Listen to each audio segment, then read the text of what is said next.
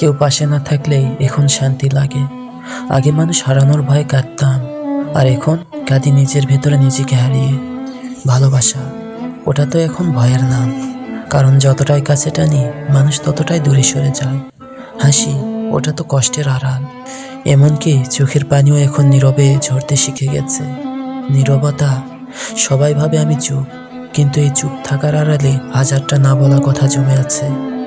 আগে একা থাকতে ভয় পেতাম, আর এখন একাকিত্বই আমার আশ্রয়, আমার সান্ত্বনা। মানুষ আসে, প্রতিশ্রুতি দেয়, তারপর একরাশ শূন্যতা রেখে চলে যায়। আমি আর কাঁদি না, কারণ আমার চোখের জলও আজ বড্ড ক্লান্ত। চুপ থাকাই ভালো, কারণ চুপ থাকলে কেউ প্রশ্ন করে না, আর প্রশ্ন না থাকলে কষ্টটাও একটু কম লাগে। ধন্যবাদ।